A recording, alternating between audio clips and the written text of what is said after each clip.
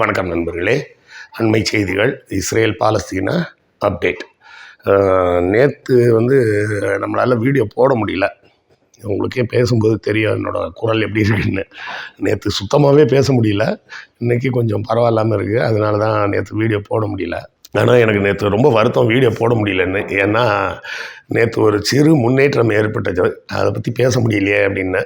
So நேற்று நடந்த அந்த ஐசிஜே இன்டர்நேஷ்னல் கோர்ட் ஆஃப் ஜஸ்டிஸில் ஒரு தற்காலிக தீர்ப்பு ஒன்று கொடுத்துருக்குறாங்க. அந்த தீர்ப்பு என்னன்றதை பற்றி பார்ப்போம். பெஞ்சமின் நெத்தன்யாஹூ அதற்கு மறுப்பாக என்ன பேசினார், அதே போலவே அதை வரவேற்று ஹமாஸ் என்ன பேசியிருக்காங்க அப்படின்ற செய்திகளை மட்டும்தான் இன்றைக்கி பார்க்க போகிறோம்.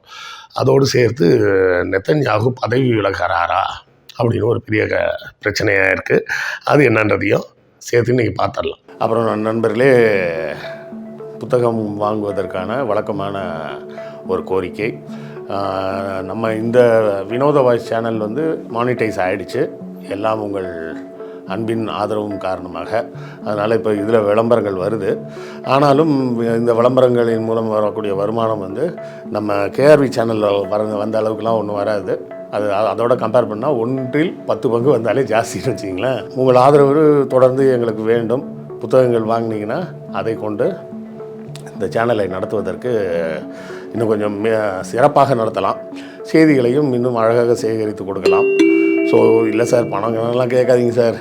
நம்ம பணம்லாம் கேட்குறது கிடையாது. நம்ம கேட்குறது என்ன கேட்போம், புத்தகங்கள் வாங்கி அதன் மூலமாக வருவாயை வைத்து நடத்துகிறோன்னு தான் சொல்கிறோம். இல்லை சார், புக்கெல்லாம் வாங்குறதுக்கெல்லாம் இப்போதைக்கு முடியாது சார், படிக்கிறதுக்கே எனக்கு நேரம் இல்லை சார் அப்படி இப்படின்னு நிறைய பேர் சொல்லலாம். வெளிநாடு வாழ் மக்கள் நீங்கள் புத்தகங்கள் வாங்கணும்னா முடிஞ்ச நேரம் வாங்கினாலும் வாங்குங்க. இல்லை வேண்டாம் அப்படின்னா அமேசான்லேருந்து கிண்டில் வெர்ஷனே நீங்கள் எடுத்து படிச்சுக்கலாம். பாபர் நாமா வர உள்ள எல்லா புத்தகங்களும் அமேசான் கிண்டிலில் கூட இருக்குது. இது எல்லாம் எதுவுமே முடியாதுன்னா கூட இந்த வீடியோக்களை ஷேர் பண்ணுங்கள். ஷேர் பண்ணாலே அதுவும் ஒரு வகையால் ஆதரவு தான். லைக் போடுங்க, கமெண்ட் போடுங்க, எல்லாமே ஆதரவு தான். ஸோ ஏதாவது ஒரு வகையில் எங்கள் சேனலுக்கு தொடர்ந்து உங்கள் ஆதரவை கொடுத்து கொண்டே இருங்க. இன்டர்நேஷ்னல் கோர்ட் ஆஃப் ஜஸ்டிஸ் என்ன தீர்ப்பு கொடுத்துருக்குறாங்க அப்படின்னு பார்த்தோம்னா, அதை பார்ப்பதற்கு முன்னாடி அதோட காணொலியை போடுறோம், பார்த்துருங்க. I shall now read out the operative part of the order. For these reasons, the court indicates the following provisional measures. 1. By 15 votes to 2, the State of Israel shall, in accordance with its obligations under the Convention on the Prevention and Punishment of the Crime of Genocide in relation to the Palestinians in Gaza, take all measures within its power to prevent the commission of all acts within the scope of Article 2 of the Convention. In particular, A. Killing members of the group. B. Causing serious bodily or mental harm to members of the group. C. Deliberately inflicting on the group conditions of life calculated to bring about its physical destruction in whole or in part. And D. Imposing measures intended to prevent births within the group. In favor, President Donahue, Vice President Gevorgian, Judges Tomka, Abraham, Benuna, Youssef, Shway, Bandari, Robinson, Salam, Iwasawa, Nolte, Charlesworth, Branch, Judge Ad hoc Moseneke. Against, Judge Sebatinde, Judge Ad hoc Barak. By 15 votes to 2, the State of Israel shall ensure, with immediate effect, that its military does not commit any acts described in point 1 above. In favor, President Donahue, Vice President Gevorgian, Judges Tomka, Abraham, Benuna, Youssef, Shway, Bandari, Robinson, Salam, Iwasawa, Nolte, Charlesworth, Brandt, Judge Ad hoc Moseneke. Against, Judge Sebatinde, Judge Ad hoc Barak. By 16 votes to 1, the State of Israel shall take all measures within its power to prevent and punish the direct and public incitement to commit genocide in relation to members of the Palestinian group in the Gaza Strip. In favor, President Donahue, Vice President Gevorgian, Judges Tomka, Abraham, Benuna, Youssef, Shway, Bandari, Robinson, Salam, Iwasawa, Nolte, Charlesworth, Brandt, Judges Ad hoc Barak, Moseneke. Against, Judge Sebatinde.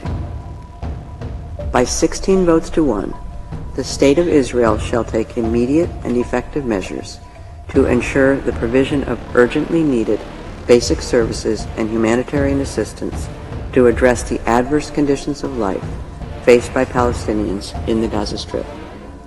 In favor, President Donahue, Vice President Gevorgian, Judges Tomka, Abraham, Benuna, Youssef, Shway, Bandari, Robinson, Salam, Iwasawa, Nolte, Charlesworth, Brandt. Judges ad hoc Barak, Museneke. Against, Judge Sebutinde. By 15 votes to 2, the State of Israel shall take effective measures to prevent the destruction and ensure the preservation of evidence related to allegations of acts within the scope of Article 2 and Article 3 of the Convention on the Prevention and Punishment of the Crime of Genocide against members of the Palestinian group in the Gaza Strip. In favor, President Donahue, Vice President Gevorgian, Judges Tomka, Abraham, Benuna, Youssef, Shway, Bandari, Robinson, Salam, Iwasawa, Nolte, Charlesworth, Brandt. Judge ad hoc Museneke. Against, Judge Sebutinde, Judge ad hoc Barak. By 15 votes to 2, the State of Israel shall submit a report to the court on all measures taken to give effect to this order within 1 month as from the date of the order. In favor, President Donahue, Vice President Gevorgian, Judges Tomka, Abraham, Benuna, Youssef, Shway, Bandari, Robinson, Salam, Iwasawa, Nolte, Charlesworth, Brandt. Judge ad hoc Museneke. Against, Judge Sebutinde, Judge ad hoc Barak. பார்த்துட்டிங்களா? இப்போ இந்த காணொலியில் அவங்க என்ன சொல்லியிருக்கிறாங்கன்னா, கொஞ்சம் வளவளா கொலான்னு தான் சொல்லியிருக்காங்க. ஆனாலும் ஒரு சிறு முன்னேற்றம்னு நம்ம எடுத்துக்கலாம், ஒன்றும் தப்பு கிடையாது. நாம் எதிர்பார்த்த மாதிரி ஒரு தீர்ப்பு வரல, அதுதான் வருத்தம். நம்ம எதிர்பார்த்தது முழுமையான சீஸ் ஃபயர் அப்படின்னு சொல்லி அந்த கோர்ட்லேருந்து தீர்ப்பு கொடுப்பாங்கன்னு எதிர்பார்த்தோம். ஆனால் அவர்கள் கொஞ்சம் வளவளா கொலான்னு கொடுத்துருக்குறாங்க. அது இன்டைரக்டாக சீஸ் ஃபயர் மாதிரி சொல்லியிருக்கு, ஆனால் சீஸ் ஃபயர்னு சொல்லலை. என்ன சொல்லியிருக்காங்கன்னா, இஸ்ரேல் தனது பவருக்கு உட்பட்ட எல்லா வேலைகளையும் செய்து பாலஸ்தீன மக்களை பாதுகாக்கணும், அவர்களுக்கு மென்டலாகவும் ஃபிசிக்கலாகவும் நடக்கக்கூடிய கொடுமைகளை தடுத்து நிறுத்த வேண்டும் அப்படின்னு சொல்லியிருக்காங்க. இது என்னன்னு எனக்கு புரியவே இல்லை. ஏன்னா பண்ணுறது அவன் தான் பண்ணுறான், ஆனால் அவன் அதுக்கு உண்டான நடவடிக்கை எடுக்கணும்னா இப்போ இது எப்படி இருக்குன்னா, ஏதோ ஹமாஸ் போராளிகள் தான் பாலஸ்தீன மக்களை போட்டு கொடுமைப்படுத்துகிற மாதிரியும், அதை இஸ்ரேல் தடுத்து நிறுத்தணும்னு சொல்கிற மாதிரி எனக்கு சத்தியமாக புரியல அவங்க சொன்ன அந்த வார்த்தை. அதாவது உதவி பொருள்கள்லாம் போய் சேர்றதுக்கு வேலை செய்யணும்னு சொல்லியிருக்கிறாங்க, அது மகிழ்ச்சி. ஆனால் பாலஸ்தீன மக்களின் மீது நடத்தப்படும் கொடுமைகளை இஸ்ரேல் தடுக்க வேண்டும் அப்படின்னா எப்படி? என்ன சொல்லியிருக்கணும்? இஸ்ரேல் நிறுத்த வேண்டும்னு சொல்லியிருக்கணும். பாலஸ்தீன மக்கள் மீது நடத்தப்படும் வன்முறைகளை இஸ்ரேல் நிறுத்த வேண்டும்னு சொல்கிறதுக்கும் இஸ்ரேல் தடுக்க வேண்டும் அப்படின்னு சொல்கிறதுக்கும் எவ்வளோ பெரிய வித்தியாசம் இருக்குது. தீர்ப்பு என்னவோ பாலஸ்தீன மக்களுக்கு ஆதரவாக தான் வந்திருக்கு, அதில் மறுப்பு இல்லை, அதை மாற்றி சொல்லணும்னு அவசியம் இல்லை. ஆனால் சொல்லியிருக்க வார்த்தைகள், பயன்படுத்தியிருக்கக்கூடிய சொற்கள், அதன் பொருள் தான் எனக்கு புரியலை. புரியுதுங்களா? அந்த தீர்ப்பில் இதுவும் தற்காலிக தீர்ப்பு தான், முழுமையான தீர்ப்புன்னு வரல. இந்த தற்காலிக தீர்ப்பில் கூட அவர்கள் ஒரு இடத்துல கூட சீஸ் ஃபயர் அப்படின்ற வார்த்தையை பயன்படுத்தவே இல்லை. சீஸ் ஃபயர்ன்ற வார்த்தையெல்லாம் அதை சொல்லணும், அதை ஏன் சொல்லவில்லை அப்படின்றது எனக்கு மிகப்பெரிய ஏமாற்றம். ஏன்னா நான் எதிர்பார்த்தது அவர் தான் சொல்லியிருப்பாங்கன்னு அந்த செய்தி வந்தோடனே ஆவலோடு எடுத்து பார்த்தா ஒரு மாதிரி வளவளா கொலான்ற மாதிரி போட்டிருக்காங்க.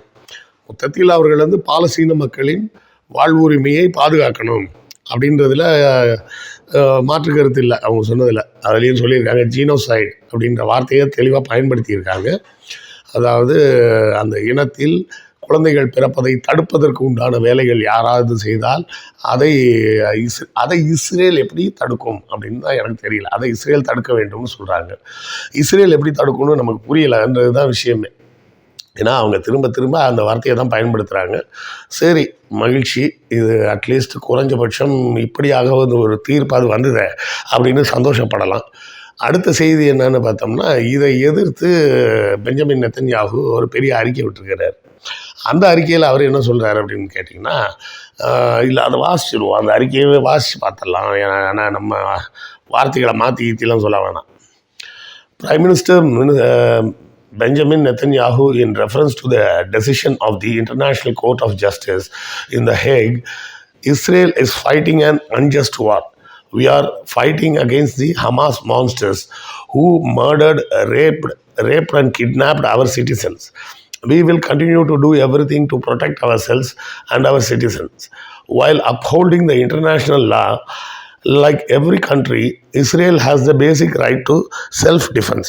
The Hague Tribunal rightly rejected the outrageous demand to deprive us of this right. But the very claim that Israel is committing genocide against the Palestinians is not just false, it is outrageous. And the court's willingness to discuss it all is a mark of disgrace that will not be erased for generations. We are fighting a just war, and we will continue it until complete victory, until we defeat Hamas, return all the abductees, and ensure that Gaza will no longer pose a threat to Israel. அப்படின்னு சொல்லி அவர் சொல்லியிருக்கார். என்ன சொல்லியிருக்காருன்னா, குறைந்தபட்சம் இஸ்ரேலுக்கான தற்காப்பு அப்படின்றதுல அதில் ICJ தலையிடவில்லை, அதாவது சீஸ் ஃபயர் பண்ணுங்கன்னு சொல்லலைன்றதை அவர் அப்படி சொல்கிறார். போரை நாங்கள் தொடருவோம், ஆனால் இஸ்ரேல் ஜீனோசைடு செய்கிறது என்று அவர்கள் குறிப்பிட்டது தவறு மட்டுமில்லை, மன்னிக்க முடியாத குற்றம். இன்னும் பல தலைமுறைகளுக்கு இந்த பழி இன்டர்நேஷ்னல் கோர்ட்டுக்கு கோர்ட்டு மீது இந்த பழி துடைக்க முடியாத ஒரு பழியாகத்தான் இருக்க போகிறது. இந்த போரை நாங்கள் இப்போதைக்கு நிறுத்த மாட்டோம். ஹமாஸை முழுமையாக வென்று அவர்களை அழித்தொழித்த பிறகுதான் இந்த அகதிகளை மீட்ட பிறகுதான் நாங்கள் இந்த போரை முடிவுக்கு கொண்டு வருவோம் அப்படின்னு சொல்லியிருக்கிறாரு. அப்போ இந்த செய்திகளெல்லாம் பார்க்கும்போது எனக்கு என்ன தோணுதுன்னா, இவர்கள் அடங்க போகிறதில்ல, இஸ்ரேல் திருந்த போகிறதாகவே இல்லை அப்படின்றது தான் அவர்களின் ஸ்டேட்மெண்ட்டில் தெரியுது. இதற்கு பதிலாக ஹமாஸ் என்ன ப்ரெஸ் ஸ்டேட்மெண்ட் கொடுத்துருக்குறாங்க. இது நெத்தன்யாகு கொடுத்த ப்ரெஸ் ஸ்டேட்மெண்ட்டு. ஹமாஸ் கொடுத்த ப்ரெஸ் ஸ்டேட்மெண்ட் என்னன்றதை பார்ப்போம். Press statement on the decision of the International Court of Justice. The Islamic Resistance Movement Hamas welcomes the decision of the International Court of Justice in The Hague, which has proven accusing the occupying power of genocide, in which the occupation army demands the protection of the civilians and the lifting of the siege imposed on our people in the Gaza Strip, and respect for its duty as an occupation force within the framework of the international law and the international humanitarian law. And this decision means stop all forms of aggression against Palestinian people in Gaza. We call on the international community to compel the enemy to implement the court decision and stop the crime of genocide, which continues against our people, and we look forward to the final decision of the court to condemn the occupying state to commit the crime of genocide, war crimes, and crimes against humanity. And the decision opens the way for enemy leaders accountable for the crimes before an international court. International crimes emphasizing the rights of our Palestinian people to decide the fate, establish an independent state, and return to its land and its house from which it was forcibly abandoned. In line with the international decision in particular, we in the Hamas movement value the authentic position of the Republic of South Africa, its support for our Palestinian people, and its justice. It's a savior endeavor to push the aggression on the Gaza Strip and its rejection of brutal occupation crimes. And we also thank all the countries that expressed their support for the noble human move. Islamic Resistance Movement, Hamas, January 26, 2024. So Hamas பதிலுக்கு என்ன சொல்லியிருக்காங்கன்னா, international court of ஜஸ்டிஸோட தற்காலிக தீர்ப்பை நாங்கள் வரவேற்கிறோம். இந்த போர் குற்றங்களை போர்க்குற்றங்களுக்கு இஸ்ரேலை சார்ந்த தலைவர்களை நீங்கள் அக்கௌண்டபிள் ஆக்குங்க, அவர்கள் மீது தனிப்பட்ட முறையில் விசாரணை நடத்துங்க. இந்த வேலையை செய்வதற்கு பல உலக நாடுகள் ஐசிஜேக்கு அழுத்தம் கொடுக்க வேண்டும். இந்த நேரத்தில் சவுத் ஆப்பிரிக்காவுக்கு நாங்கள் மிகவும் கடமைப்பட்டுள்ளோம். அது மட்டுமல்லாமல் இந்த தீர்ப்பில் எங்களுக்கு சாதகமாகவும் ஆதரவாகவும் பேசிய அனைத்து நாடுகளுக்கும் நாங்கள் நன்றி கூற கடமைப்பட்டிருக்கிறோம். இதன் மூலமாக இஸ்ரேல் உடனடியாக தங்கள் ஆக்கிரமித்த பகுதிகளை விட்டு வெளியேறி பாலஸ்தீன மக்கள் தங்கள் ஏற்கனவே வசித்து வந்த வீடுகளுக்கு திரும்புவதற்கு ஏதுவாக அனைத்து நாடுகளும் இன்டர்நேஷ்னல் கோர்ட் ஆஃப் ஜஸ்டிஸிடம் அழுத்தம் தெரிவிக்க வேண்டும் அப்படின்னு மொத்தமாக அவங்க சொல்லி முடிச்சிருக்கிறாங்க. இங்கேயும் அவர்கள் குறிப்பிடலை, யார் ஹமாஸும் குறிப்பிடலை, சீஸ்ஃபயர்ன்றது சொல்லலையே அப்படின்றத ஹமாஸும் குறிப்பிடலை. ஆனால் இஸ்ரேல் அதை குறிப்பிட்டிருக்காங்க, எங்களை போரை நிறுத்த சொல்லவில்லை, அதனால் நாங்கள் தொடருவோம் அப்படின்னு. கோர்ட்டும் அந்த மாதிரி தான் சொல்லி வச்சுருக்கிறாங்க. அறகுறையாக நீங்கள் ஜீனோசைடை தடுக்கணும், ஆனால் போர் புரியறதை பற்றி நாங்கள் இப்போதைக்கு ஒன்றும் சொல்லலைன்ற மாதிரி சொல்லிட்டாங்க. சீஸ்ஃபயரை பற்றி யாரும் பேசலை. சீஸ்ஃபயர் வராமல் எப்படி அமைதி திரும்பும் என்று நமக்கும் தெரியவில்லை. அப்புறம் நெத்தன்யாகு பதவி விலகப் போகிறாரா அப்படின்னா இது ரூமர் தான். ஏன்னா 2-3 பேர் என்கிட்ட ஃபோன் பண்ணி வேற கேட்டிருக்காங்க நம்ம அமுதாவிடம். நெத்தன்யாகு பதவியெல்லாம் விலகலை. அவரிடம் பேட்டி கேட்டபோது அது மாதிரி கேட்டிருக்காங்க, நீங்கள் போருக்கு பிறகு பதவி விலகுவீர்களா அப்படின்னு. அவர், நான் இப்போ மட்டும் இல்லை, நான் போர் முடிந்த பிறகும் பதவி விலக மாட்டேன். I had made Israel a strong land. நான் இஸ்ரேலை மிக பலம் வாய்ந்த ஒரு நாடாக மாற்றி வைத்திருக்கிறேன். நான் பதவியை விட்டு விலக்க வேண்டும் என்றால் ஹமாஸை வேண்டுமானால் அவர்களின் இடத்தை விட்டு விலக்குவேனே தவிர நான் என்றும் பதவி விலகுவதாக இல்லை அப்படின்னு ஒரு சர்வாதிகாரி எப்படி சொல்வாரோ அதற்கு கொஞ்சமும் குறைவில்லாமல் தெளிவாக அவரது ஸ்டேட்மெண்ட்டை கொடுத்துட்டாரு. ஸோ அவர் பதவியெல்லாம் விலகலைங்க, அதெல்லாம் ரூமர் தான். அந்த ரூமரை நம்ப வேண்டாம். ஐசிஜே நாம் எதிர்பார்த்த அளவுக்கு ஒரு தீர்ப்பை கொடுக்கவில்லை என்றாலும் ஓரளவுக்கு ஏற்றுக்கொள்ளக்கூடிய ஒரு தீர்ப்பை கொடுத்துருக்குறாங்க. இதை தொடர்ந்து உலக நாடுகள் இந்த பாலஸ்தீன மக்களின் மீது இஸ்ரேல் நடத்தும் இந்த ஆக்கிரமிப்பையும் இன அழிப்பையும் கண்டித்து பேசினால் ஒழிய ஐசிஜே தன்னுடைய இறுதி தீர்ப்பை எப்படி வழங்கப் போகிறதுன்னு தெரியல. அதை பொறுத்திருந்து பார்ப்போம். நன்றி, வணக்கம். உங்களுக்கு இந்த வீடியோ பிடித்திருக்கும் என்று நம்புகிறோம். இந்த சேனலை சப்ஸ்கிரைப் செய்யுங்கள். எங்கள் வீடியோவை உங்கள் நண்பர்களுக்கு ஷேர் செய்யுங்கள். எழுத்தாளர் கிருஷ்ணவேலின் நூல்களை தமிழ்நூல் மன்றம் வெப்சைட் மூலமும் வாங்கலாம், வாட்ஸ்அப் மூலமும் வாங்கலாம். இரண்டுக்குமான லிங்க் டிஸ்கிரிப்ஷனில் உள்ளது. நன்றி.